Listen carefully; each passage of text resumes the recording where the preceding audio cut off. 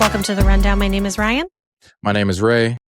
Ray, I feel like we have a full schedule. I feel like the last few pods, we've only been talking about like the NBA or something very specific about the MLB, but we've got a full plate, starting with MLB All-Star Game and Home Run Derby. And I'm going to put this out there to you because you are the baseball aficionado of the two of us.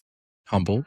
It feels like the All-Star Game and the Home Run Derby are actually worth watching rather than NBA All-Star Weekend and the, We won't even NFL. count the Pro Bowl. We won't even count the Pro Bowl. No, we're not. It's bad I forgot what it was actually called. That should tell you everything you need to know. Yeah, that speaks it's levels. So stupid. Isn't it it's like flag? Is it flag now? Well, they do flag and then they do like certain like exercises or whatever, or or competitions or whatever. Right, and that they used to play full contact where you'd have the pads on and right.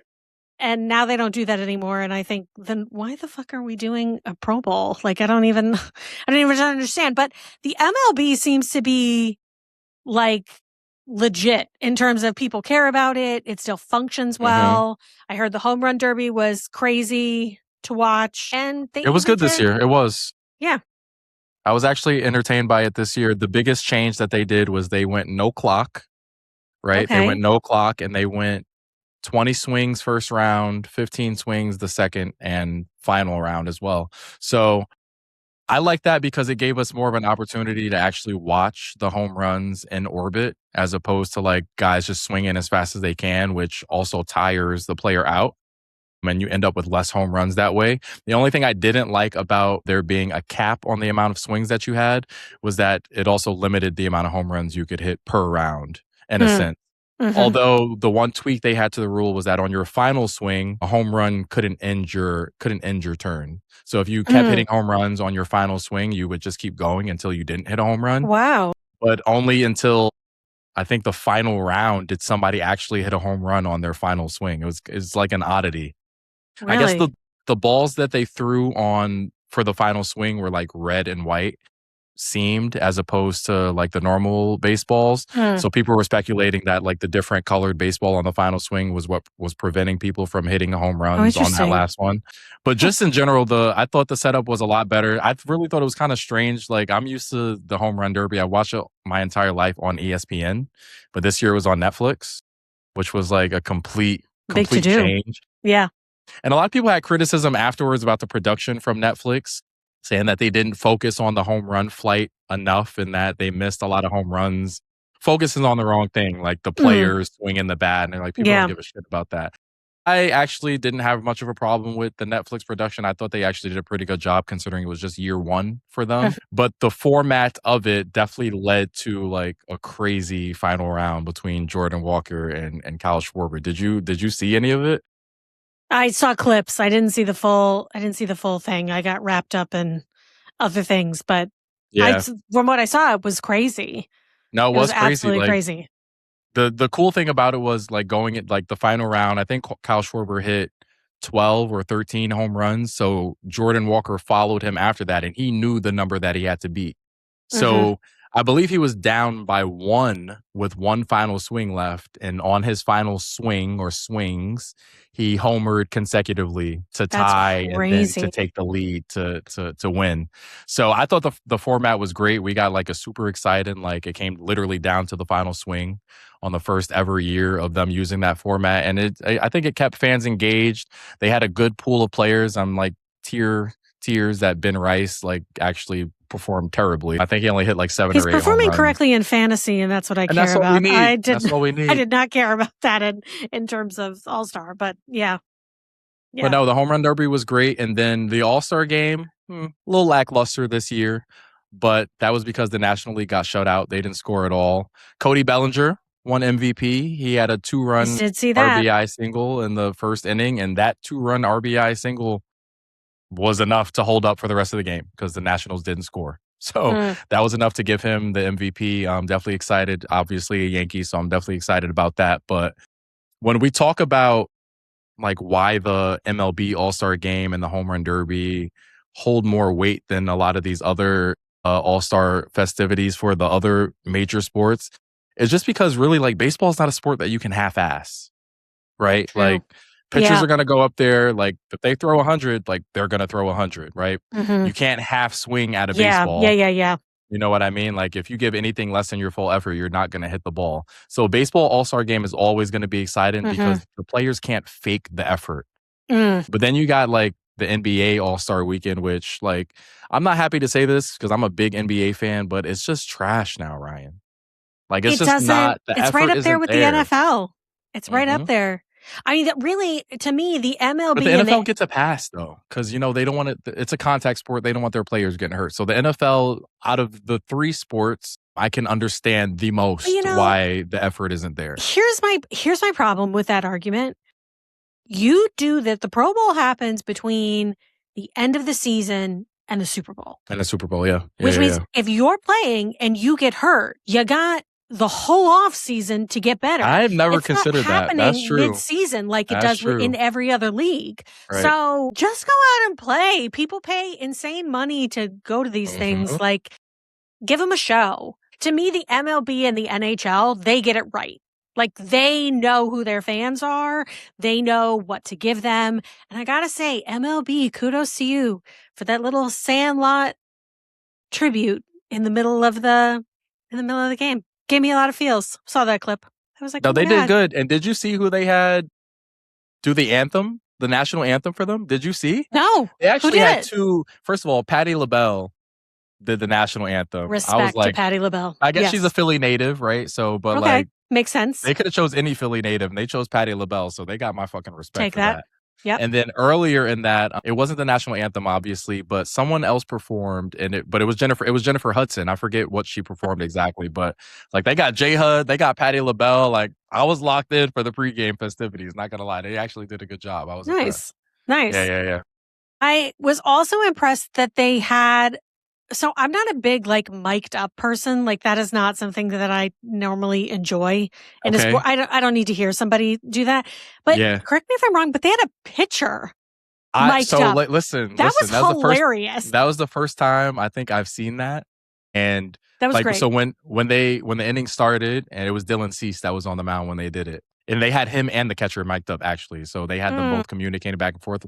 So, but when the inning started and I saw that he was mic'd up, I'm like, I don't think I like that. Like, if I'm a pitcher, I'm distracted as fuck if I also have to talk to, like, viewers. Like, so, but as the inning progressed, it was cool because you got to see the thought process behind, like, what a pitcher is thinking. Yeah. And then to see him go out and execute it. And he struck out the side in that inning. Like, he struck out all three batters. So to see the progression of that, each at bat, each pitch, what are we thinking here? Like he kept communicating with the catcher. Okay, what are we thinking for this pitch? Okay, do I want to go back to the previous pitch? It like the breakdown of it and to like get inside the mind of a pitcher, even if it was just for half of an inning. I was on board by the end of the inning. I'm not gonna lie. Like I was actually. I thought impressed. It was interesting. The clips that I saw of that, I was like, okay, all right, that's okay. I'll take that. That was cool. Because normally they'll do a fielder. They'll do like somebody from the outfield. They'll do somebody from the infield. Such a bizarre concept to do in game. Right.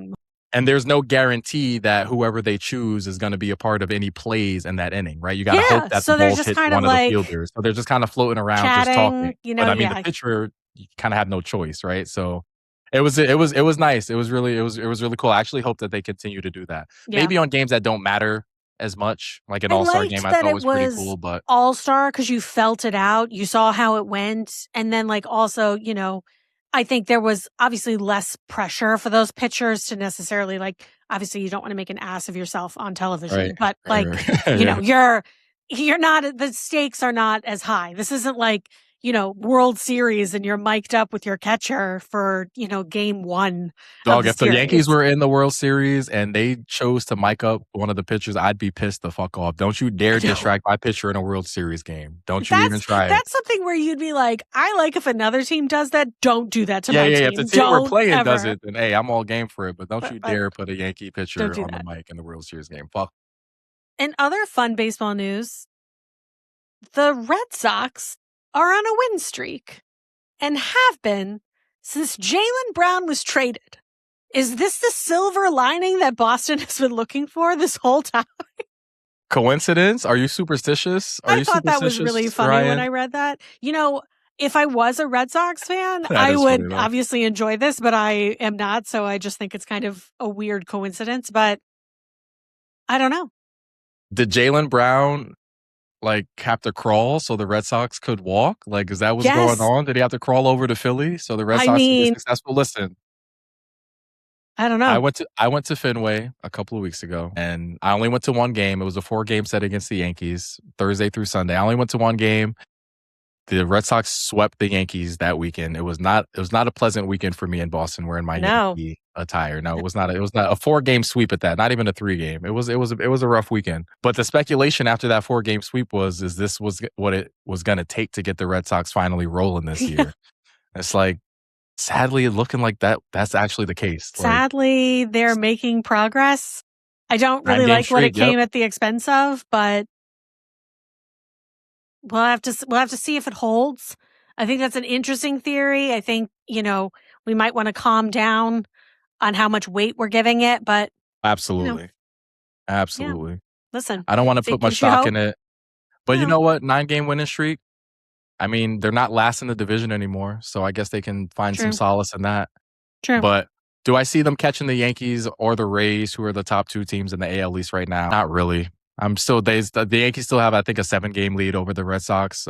So they still have a comfortable size lead. But listen, with Aaron Judge being hurt for as long as he's been hurt now, I'm starting to get a little bit nervous. Now I'm hearing rumors that maybe there's a chance he doesn't come back this year. Like, very, very, God. very small whispers, right? This Well, is not prominent, but just enough to get me nervous and make me worry.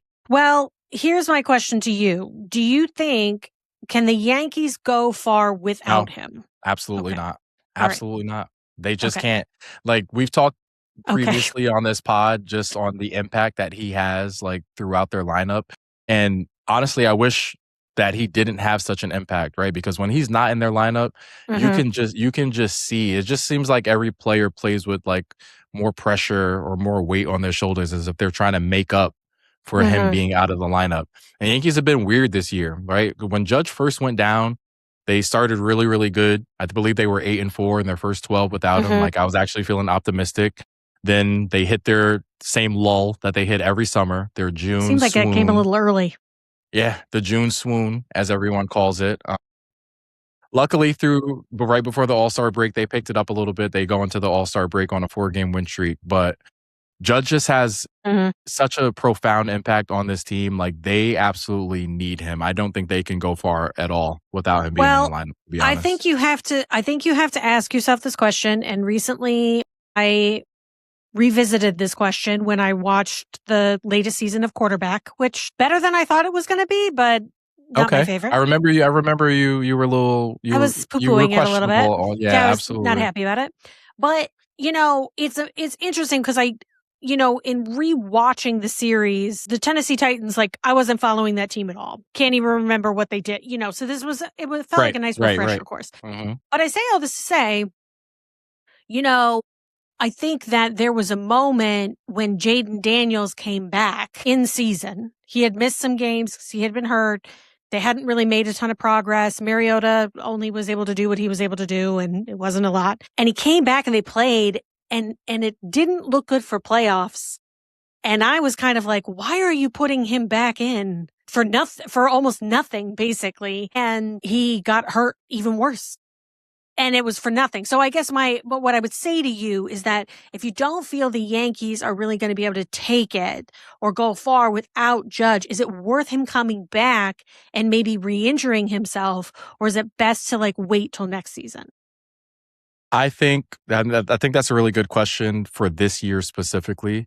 because I'm looking around the American League this year and I still feel the same way that I felt a month or two ago. There is no team in the American League that worries me. The Mm-hmm. American League is wide open this year. Yeah. Teams are bad. Just straight up, the American League is just bad this year. The Tampa Bay Rays are leading the American League East, so the Yankees have to worry about them. But outside of them, I'm looking at the division leaders right now as we currently stand, and there's no team that's leading their division that worries me. We have the White Sox.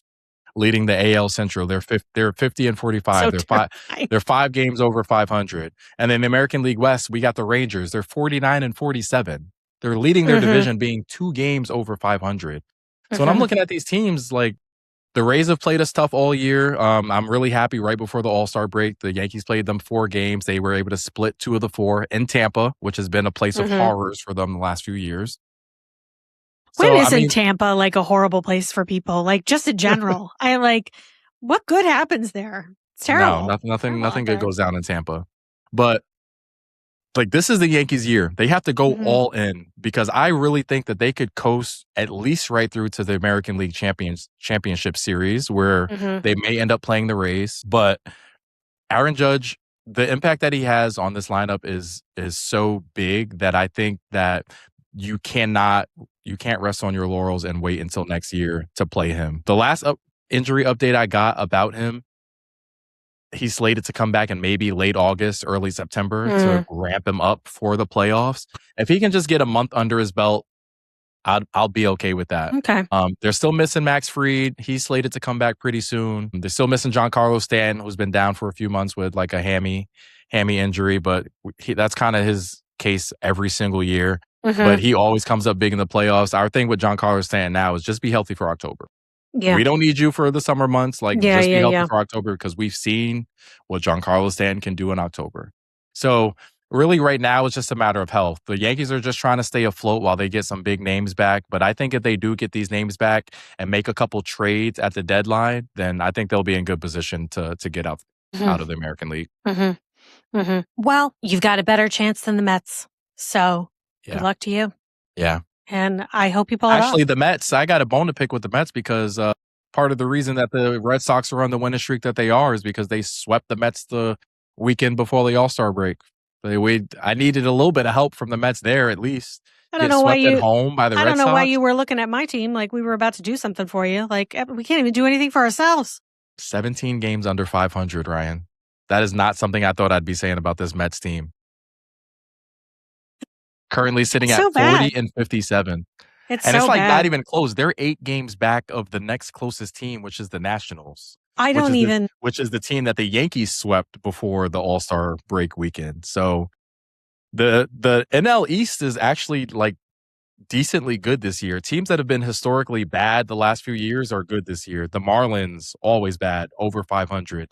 The Nationals, most of this year, over 500 before they got swept by the Yankees over the break. The Phillies, who had to fire their manager because they got off to such a bad start to the year, they're now sitting 11 games over 500. And the Braves, who I thought were running away with this division, all of a sudden only have a 2-game lead over the Phillies. That's crazy.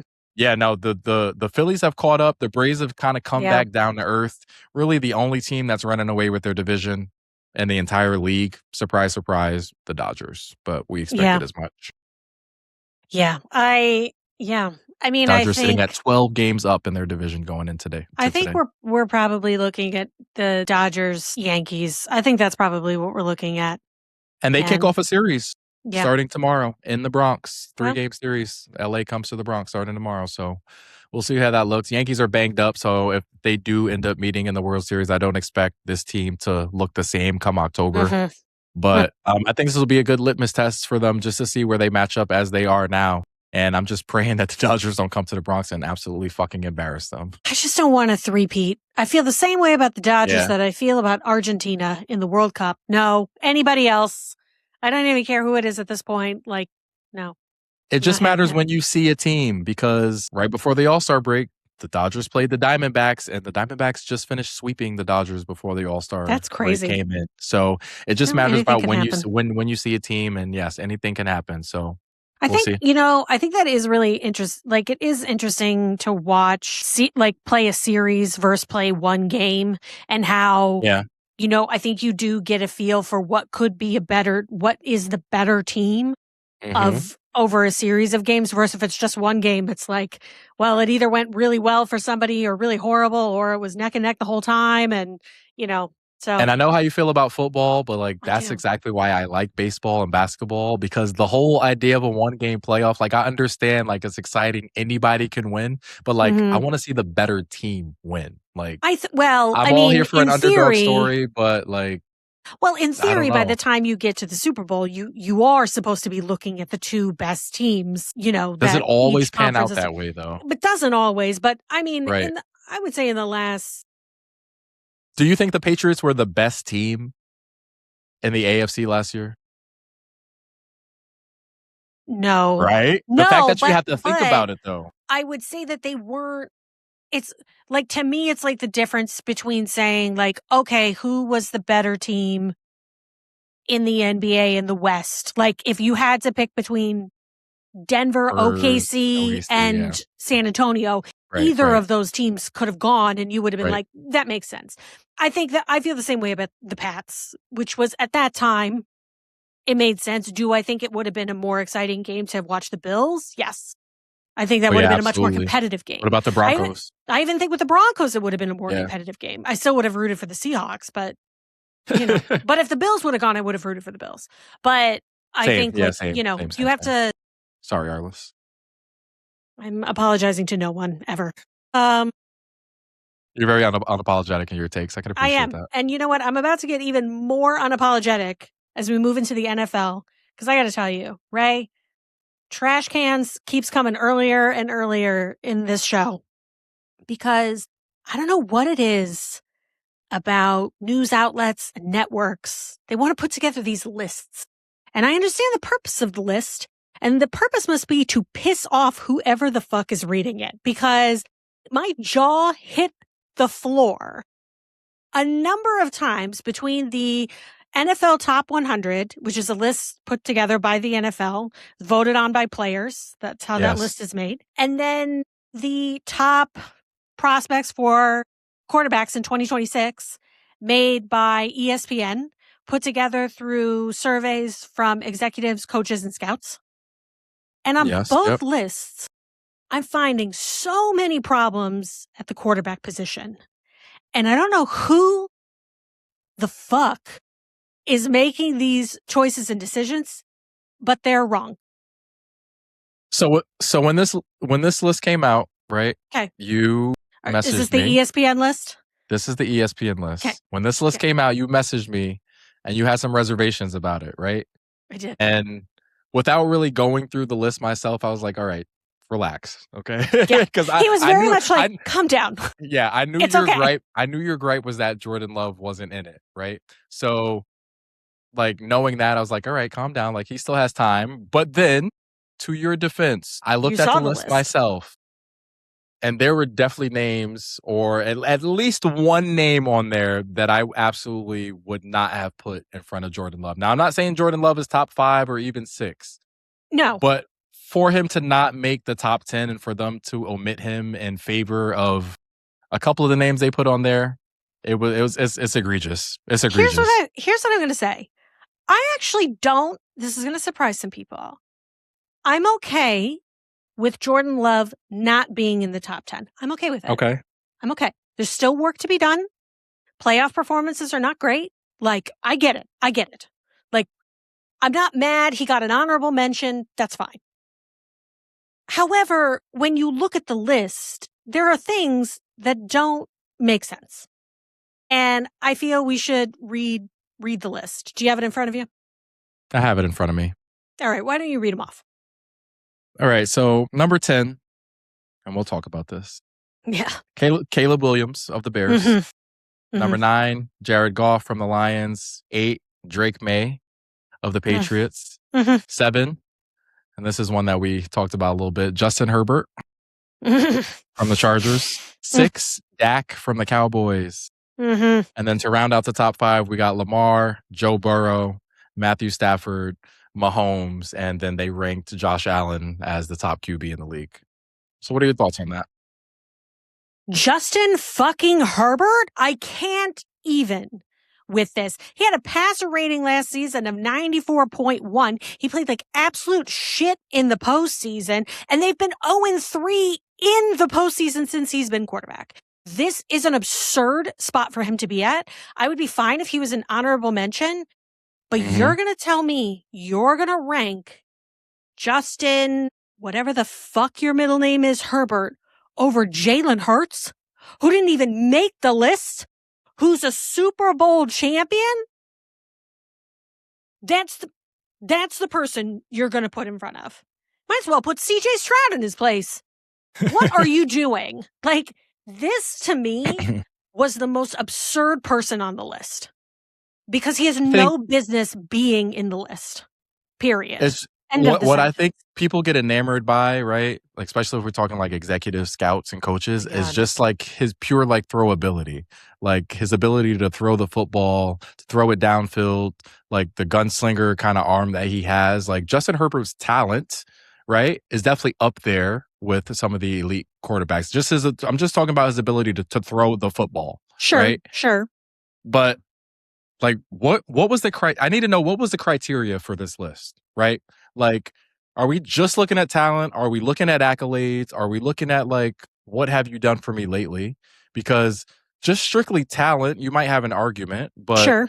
Like what else are we looking at that would make him like 7, not 8, not 9, not just like barely making the list at 10, but like what does he have over quarterbacks like Jordan Love, over quarterbacks like Jalen Hurts that makes them not be on the list, but Justin Herbert number 7? I guess that's what I'm a little bit confused by. Even Baker Mayfield, don't understand why you're above him, or don't understand even Trevor Lawrence, who was an honorable mention, who I don't particularly care for, but I feel like that's another person of like, what are we doing? Like, Justin Herbert to me made no sense. I'm also going to put Dak on blast as well. I'm so sick of everybody talking about Dak Prescott. No, me because too. What have you done for me lately? Nothing. Me too. You fail every time when it comes to what you need to do to achieve. For years now, right? We don't have a small sample size anymore. And I'm not going to say you're not a good quarterback because you are a good, like your stats can be very good when you're playing, when you're not hurt, when you're, but there's a lot of ifs to this statement. And to me, I'm so sick of you being on this list when you haven't provided any solid reasoning for a postseason run to even make you worthy of being on it. And that's where I'll give people who come back and clap back about Jordan Love with that. I'll give that to you. But then why is Dak on this list? Like, that doesn't make any sense to me. Caleb Williams.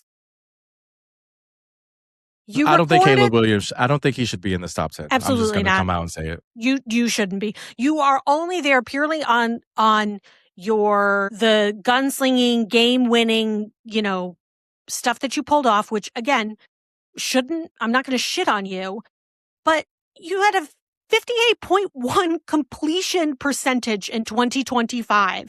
That ranked you 32 out of 33 qualified NFL quarterbacks. Wow. You had an off-target rate of 20%, 20.2, which ranks you 37th out of 38 qualified quarterbacks. You're completely missing the mark on this. And, to me...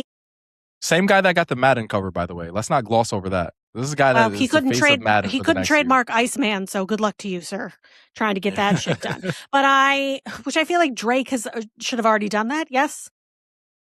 No? I assume that's why he couldn't trademark it. I'll have to see. But I understand that you think because of how his performance was last season, that perhaps you're predicting that he's going to play really well. Well, can I remind you how he played in the 2024 season, which was shit. He played like shit. Yeah, not good. So how about before you put him in the top 10, you ask for some consistency? Because I can tell you that, sure, Josh Allen hasn't won a Super Bowl, but he's been pretty consistent. Lamar Jackson, outside of how much he was injured this past year, consistent, makes sense. Jared Goff, I would say the same thing, consistently has played well since he came to the Lions. Like, those people make sense to me because of how consistently they've played. They haven't been able to reach the top. And even Pat Mahomes, who hasn't had his best seasons the past few years, last year in particular. But I'm not going to take away that he should be number 2. Right. Yeah. I mean, he's shown us enough. He's shown us enough. Yeah. Nobody's given any pushback on that. He will give Tom Brady a run for his money in terms of how many Super Bowls this man wins. In terms of legacy. I truly believe that. Yeah. And, I don't particularly care for Patrick Mahomes, but you can't deny that ability. So I'm not going to fault him for being number 2. But these 3, And then the Jalen Hurts conversation, which I just can't even believe he's not on the list. I heard pundits talk about this all the time about a lot of plays when the Super Bowl run, they favored Saquon Barkley, they blah, blah, blah, blah, blah. But don't feed me this line about how much respect you have for him and then not put him on this fucking list. Because that was what I heard the whole time was everybody was like, well, people have so much respect for him. Clearly they don't. They would have put him on the list. I just don't have patience for this. To me, this is an absurd list. And I didn't feel this way when I read the wide receiver list, when I read the running back list. I didn't feel this way when I tight ends, didn't feel this way, but for quarterbacks. And I know it's such a hot button issue, but even in the honorable mentions, Sam Darnold? No. He was in the honorable mentions? He was in the honorable mentions. The man has played well for 2 seasons, just 2. No. I understand. Led the team to a Super Bowl. Won said Super Bowl. I get it. Okay, I get it. But Jaden Daniels, I would say no, he hasn't played enough. He had a really great rookie season. Last year was not great for him for a number of reasons, but it's too soon to put him on this pedestal list. Jordan, as I said before, Jordan Love, I'm okay with the honorable mention. Brock Purdy, fine with an honorable mention. Baker Mayfield, I could argue a case that he could replace Justin Herbert on that list, but okay with an honorable mention. Trevor Lawrence, fine, but Jalen Hurts should be on that list.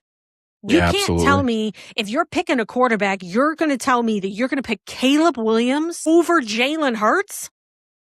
No. I think the issue is that the Bears have been bad for years, right? They've been just a bad run organization for years. They haven't been able to find their quarterback in 30 or 40 some odd years, right? So I think everybody is so just enthralled with the idea that the Bears are back. They have a quarterback that can act is somewhat competent. Yeah. And I think that has completely just taken over the narrative of him being this elite quarterback. I haven't seen it. I'm sorry. I understand what he did. He led the Bears to their first playoff appearance in quite some time, but can we get a little bit more out of him before we're suddenly crowning him? You need to have the cover of Madden, top 10 quarterback in the league. I'm not seeing the same thing that these scouts are seeing.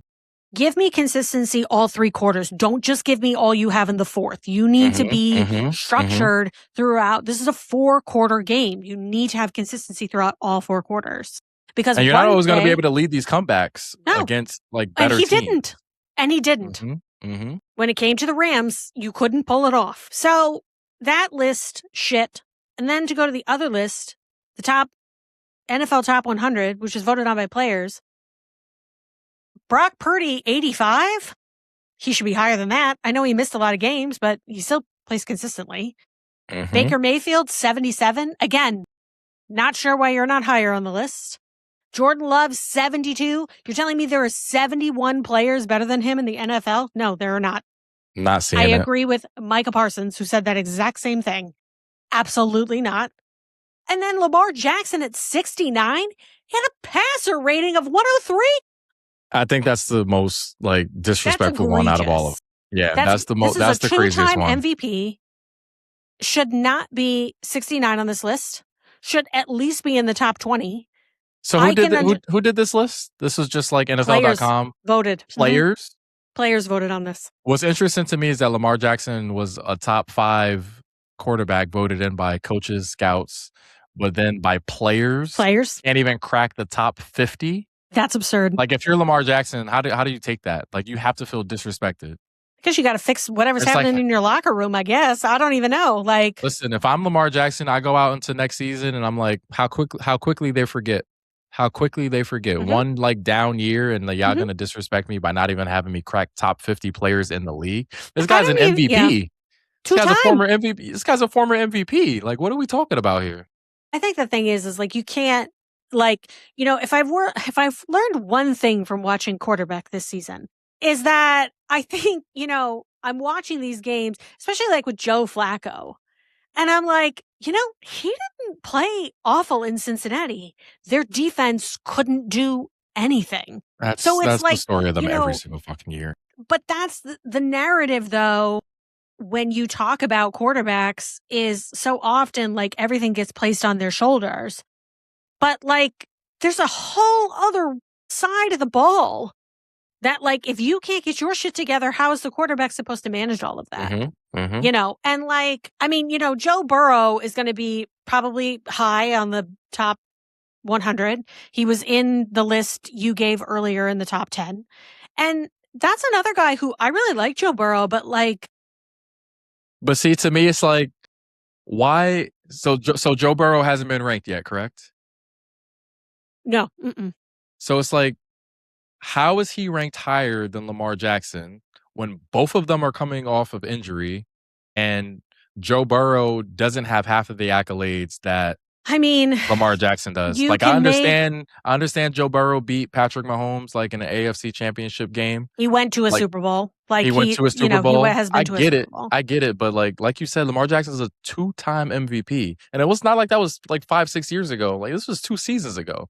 I think for me, what's hard about placing Joe Burrow high on any list is that when was the last time he was healthy for a full season? That's what I'm saying. You know, I think that's like, what's what clout tough. does he have to finish above Lamar Jackson? I'm not, especially by players. He's like amazing at what he does. I don't take anything away from his skill level. I fuck with Joe Burrow. No, I definitely fuck with Joe Burrow. I like him a lot. But yeah, me too. It is one of those things where, like, and I feel this way about Lamar and Josh Allen.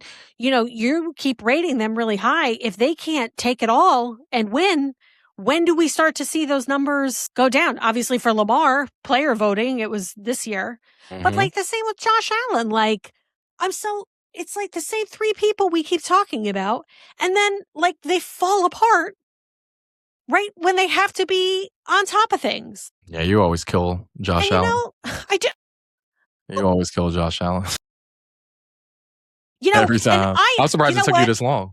Shout out to Doug, because I even looked at this top 10 list that you read off, and I looked at the honorable mentions, and I said, you know what I thought? I would have had Bo Nix on that list over Caleb Williams. Where the fuck is Bo Nix? Me too.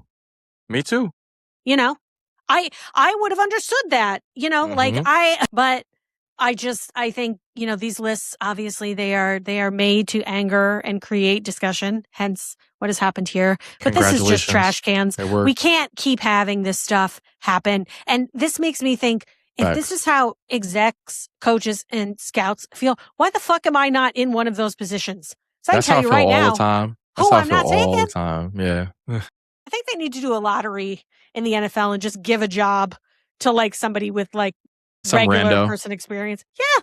Who can just tell it like it is? Be like, I don't know what, like, I'm not brown nosing anybody. I'm going to tell you, you played Josh Allen, you played like shit in that last game. And your coach, who didn't do anything wrong, got fired as a result of you being emotional. Like, what are we doing? Get it together. You know? No, these lists so far have been suspect. I also don't think Drake May.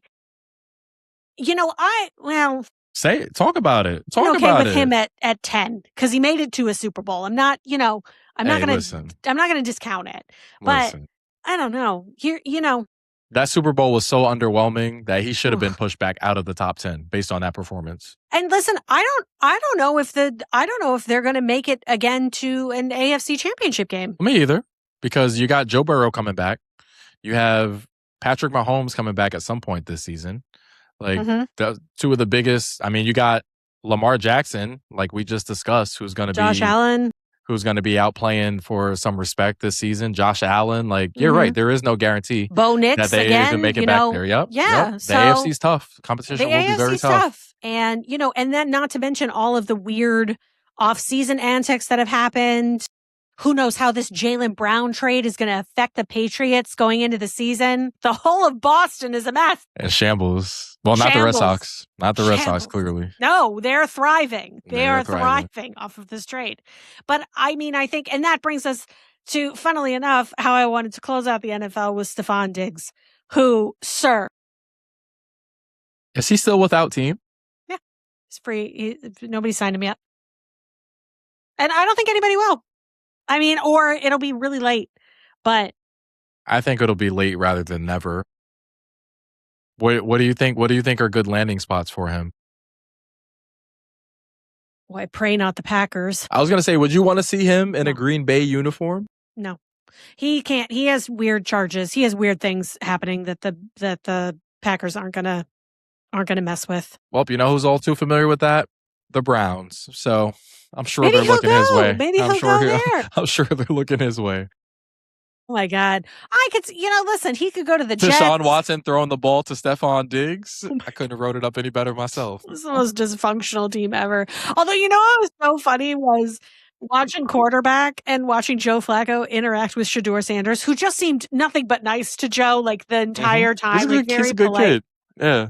And Joe was giving him such shit about his visor, his mirrored visor. He's like, you guys think you're so fucking cool with this shit, but you look like he definitely does. He definitely does. He definitely was just giving him business the whole time, but they weren't laughing and joking, and that seemed like a good time for them. But he could go to the Browns. He could go to the Jets. Ugh. Why do we continue to talk about them?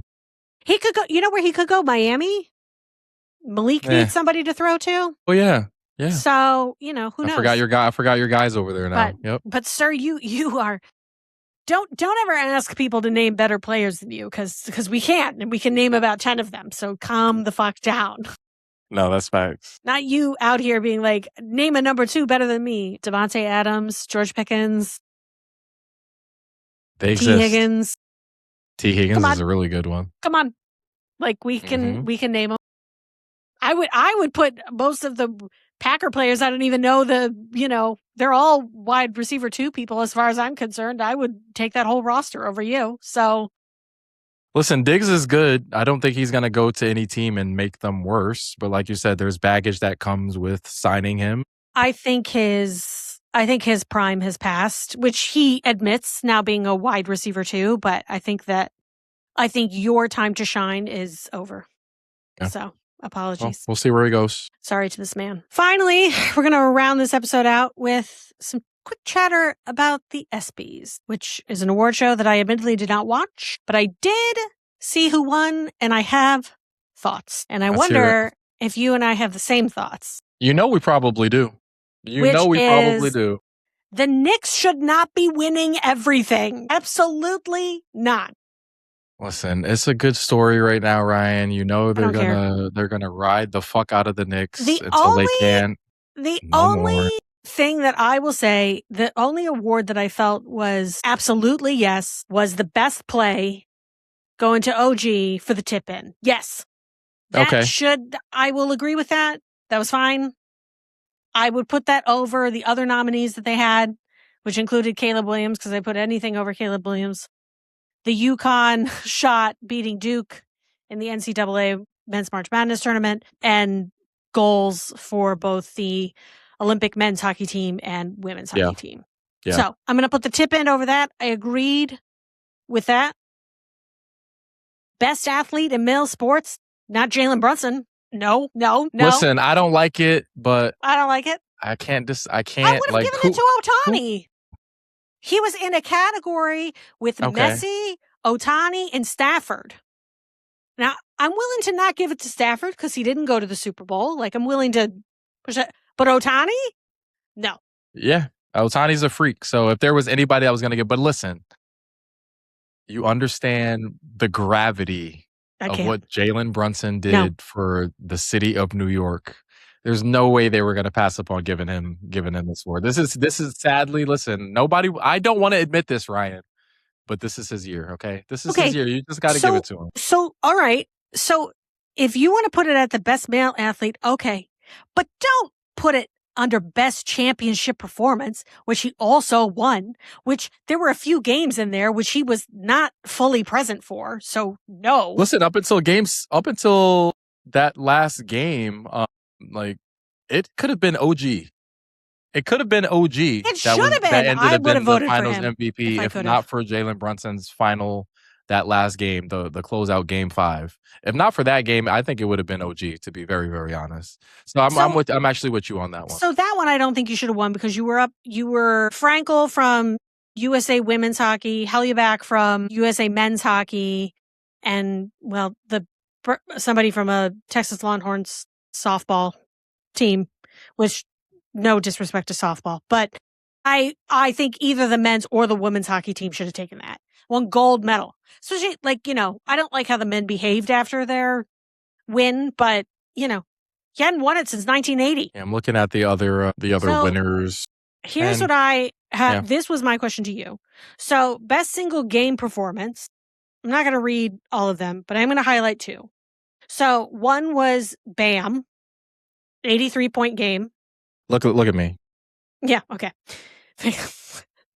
Now I feel like I don't even need to ask my question. Or I would say, or he was up against Shohei Ohtani, who did win, pitched 6 scoreless innings, struck out 10 batters, and hit 3 home runs. To me, that's like, he won. Like, listen to that, right? Like, I don't want to give the Dodgers any. I don't want to give the Dodgers any credit. I don't want to give the Dodgers any credit, but like 6 innings, 10 strikeouts. You go 3 for 3 with 3 home runs. I believe he had a walk, 3 runs scored. Like, that is just an absolutely fucking bananas like stat line.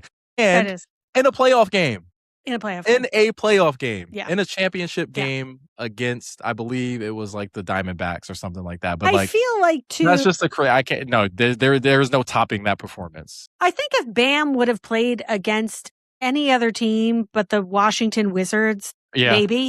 Yeah. Or if the game mattered more, carried more weight, something. Yeah. Something. But it just kind of felt like at a certain point, everyone's like, well, yeah, we're going to let him beat the record. Yeah. Which I got to say. Yeah. And they started fouling him.